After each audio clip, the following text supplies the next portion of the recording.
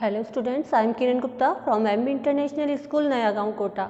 आज हम हिंदी 1 में पाठ 14 का अध्ययन करेंगे। पाठ 14 का नाम है गंगा मैली न होने पाए। पाठ 14 गंगा मैली न होने पाए अर्थात गंगा दूषित न हो पाए। इस पाठ में भारत की सुप्रसिद्ध नदी गंगा के उद्गम, प्रवाह एवं हिंद महासागर में विलय के साथ उसकी प्राचीन गाथा एवं वर्तमान स्थिति का वर्णन किया गया है। अर्थात इस पाठ में गंगा नदी के बारे में संपूर्ण विवरण दिया गया है। हमें बताया गया है कि गंगा नदी कहाँ से उत्पन्न होती है, कहाँ कहाँ प्रवाहित होती है और कौन से महासागर में जाकर मिलती है। ये सब जानकारी इस पाठ में दी गई है। सदियों से भारत भूमि की महानता को वहन करने वाली पुण्य सलीला, सलीला का अर्थ है नदी, यह पवित्र नदी है गंगा नदी। उत्तर भारत के समतल मैदानी भाग को विश्व का प्रमुख खाद्यान्न भंडार बनाने वाली गंगा आज दूषित होती जा रही है। खाद्यान्न भंडार अर्थात अनाज का जो उत्पन्न होता है उत्तर भारत में, उसका एक प्रमुख कारण गंगा नदी है। इसकी स्वच्छता और संरक्षण पर ध्यान देना नितांत अनिवार्य है। उत्तर भारत में जितना भी अन्न उत्पादित होता है उसका प्रमुख कारण गंगा नदी है, अर्थात गंगा नदी का पानी वहाँ के खेतों में जाता है। लेकिन आज वर्तमान में यह नदी दूषित हो रही है, तो इसको दूषित होने से हम कैसे बचा सकते हैं, ये इस पाठ में बताया गया है। टेसी थॉमस का विचार है, चुनौतियाँ हर जगह है, मुश्किलें भी हैं, रुकावटें आती है, लेकिन उन पर चर्चा करके उन्हें सुलझा लेना चाहिए।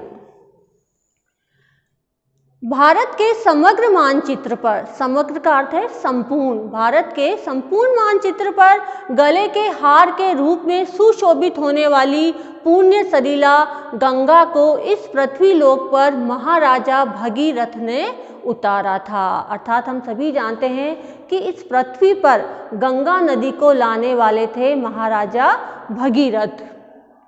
उनकी कठिन तपस्या, कठोर साधना तथा एकनिष्ठ भक्ति के सम्मुख, एकनिष्ठ मतलब एकाग्रचित्त भक्ति के सामने महादेव भी बेबस हो गए, विवश हो गए महादेव भी, और अपनी जटाओं में रहने वाली गंगा को मानव जाति के उद्धार के लिए पृथ्वी पर भेज दिया। ज्येष्ठ माह के शुक्ल पक्ष की 10वीं तिथि को गंगा धरती पर अवतरित हुई। यह कारण बताया गया है कि गंगा नदी पृथ्वी पर कैसे आई। इसका कारण था कि राजा भगीरथ उसे पृथ्वी पर लेकर आए थे। उस दिन से गंगा दशहरा का पुण्य पर्व मनाया जाता है। यदि हमसे कोई पूछे कि गंगा दशहरा कब मनाया जाता है, उसके मनाने का क्या कारण है, तो हम यहाँ पर बताएंगे क्योंकि ज्येष्ठ माह के शुक्ल पक्ष की 10वीं तिथि को गंगा धरती पर अवतरित हुई थी। उसी दिन को गंगा दशहरा के रूप में हम मनाते हैं। और गंगा देव नदी से भारतवासियों की गंगा माँ बन गई। भगीरथ ने अपने 60,000 अभिशप्त मतलब जो शाप से ग्रसित थे उन पूर्वजों के उद्धार हेतु, जो कपिल मुनि के श्रापवश भस्म हो गए थे, गंगा को पृथ्वी पर उतारा था। भगीरथ के पूर्वज थे, 60,000 पूर्वज थे, वह कपिल मुनि के श्राप से ग्रसित हो गए थे, तो उनको पवित्र करने के लिए, उनको जीवन दान देने के लिए भगीरथ गंगा को पृथ्वी पर लेकर आए थे। तभी से गंगोत्री के कंठ से निसृत होकर, निसृत का अर्थ है निकलकर, समस्त भारत को जीवन संगीत सुनाती हुई यह निरंतर पतितों के अर्थात गिरे हुए लोगों के उद्धार में संलग्न है, लीन है। गंगा को पर्वतराज हिमालय की ज्येष्ठ कन्या माना जाता है। गंगा को किसकी पुत्री माना गया है? पर्वतराज हिमालय की सबसे बड़ी पुत्री माना गया है। गंगा के असाधारण देवीय गुणों तथा लोक कल्याण हेतु किसी भी बंधन को तोड़ डालने की प्रतिभा से प्रभावित देवता हिमालय से मांगकर उन्हें स्वर्गलोक ले गए थे। पुनः पृथ्वी पर अवतरित होकर, प्रकट होकर वह जानवी, भागीरथी और त्रिपथगा कहलाई। यह गंगा नदी के पर्यायवाची शब्द हैं, अर्थात गंगा को जानवी भी कहा जाता है, भागीरथी भी कहा जाता है और त्रिपथगा भी कहा जाता है। गंगा भारत, नेपाल और बांग्लादेश को अपने जल से एक सूत्र में जोड़ती है। गंगा नदी भारत को, नेपाल को और बांग्लादेश को अपने जल से एक सूत्र में जोड़ने वाली है। हिमालय के गोमुख स्थान पर स्थित गंगोत्री हिमनद से, हिमनद अर्थात बर्फ की नदी से इसका जल प्रवाह प्रारंभ होता है। यह हिमनद लगभग 25 किलोमीटर लंबा, 4 किलोमीटर चौड़ा तथा 40 मीटर ऊंचा है। गोमुख के रास्ते पर चिरबासा गांव से इस विशाल हिमनद के दर्शन होते हैं। लगभग 200 किलोमीटर का पहाड़ी रास्ता तय करने के पश्चात गंगा ऋषिकेश होते हुए हरिद्वार में मैदान का स्पर्श करती है, मैदानी भाग में पहुंचती है। गढ़मुक्तेश्वर, फर्रुखाबाद, कन्नौज, बिठूर, कानपुर होते हुए गंगा इलाहाबाद पहुंचती है, जहां इसका संगम यमुना और सरस्वती से होता है और वहीं तीर्थराज प्रयाग बन गया है। प्रयाग का नाम हम सुनते हैं, इसे तीर्थराज कहा जाता है। क्यों कहा जाता है? क्योंकि इसी स्थान पर गंगा का संगम यमुना और सरस्वती से होता है। इलाहाबाद में, प्रयाग में इसका संगम यमुना और सरस्वती से होता है, इसीलिए इसे तीर्थराज प्रयाग कहा जाता है। भगवान शिव की नगरी काशी में पहुंचकर गंगा मिर्जापुर, पटना आदि शहरों से होते हुए सोन, गंडक, घाघरा, कोसी आदि सहायक नदियों से मिलती मिलाती भागलपुर में दक्षिणवर्ती हो जाती है। ये कई नदियों से मिलती है, घाघरा, कोसी, सोन, गंडक। वहाँ यह पद्मा नाम से बांग्लादेश में प्रवेश करती है। फिर वहाँ से यह, इसका नाम बदल जाता है, गंगा नदी का पद्मा नाम हो जाता है और बांग्लादेश में प्रवेश करती है। कोलकाता में यह हुगली नदी कहलाती है। गंगा नदी को ही कोलकाता में हुगली नदी के नाम से जाना जाता है और वहीं यह सागर में समा जाती है। इस पवित्र नदी ने भारत जैसे कृषि प्रधान देश पर अपना अमृत तुल्य अर्थात अमृत के समान जल वरद हाथों से लुटाया है। हरिद्वार, ऋषिकेश, वाराणसी जैसे धार्मिक एवं पर्यटन स्थल इसके किनारे बसे हैं। आज के युग के राफ्टिंग, कैनोइंग और क्याकिंग जैसे साहसिक खेल भी इसके जल में खेले जाते हैं। गंगा नदी के जल में ही ये सब खेल खेले जाते हैं। भारत की अर्थव्यवस्था में योगदान देने के साथ उसकी धार्मिक मान्यताओं को भी गंगा ने अपने आंचल में पनाह दी है अर्थात शरण दी है।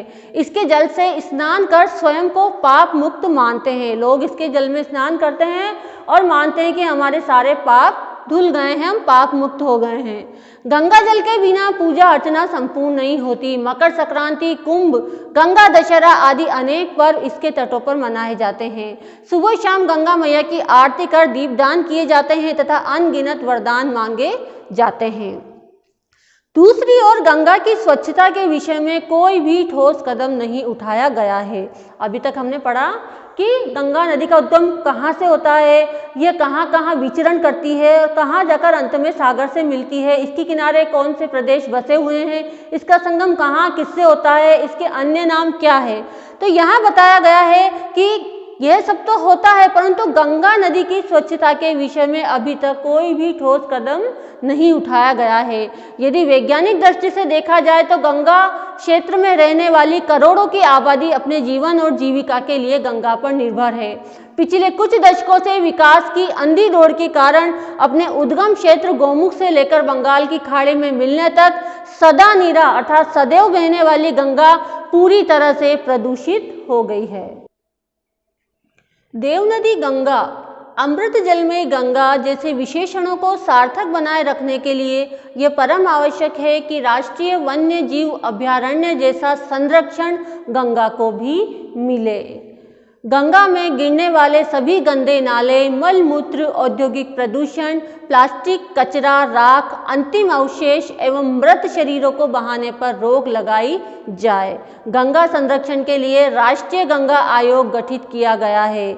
इसके प्रवाह क्षेत्र में चल रहे खनन, भूजल के शोषण आदि पर रोक लगाई जाए। पंडित मदन मोहन मालवीय के साथ 1916 ईस्वी में गंगा प्रवाह के संबंध में हुए समझौते को लागू किया जाए। यह बताया गया है कि गंगा के पानी को दूषित होने से बचाने के लिए हमें क्या क्या प्रयास करने चाहिए।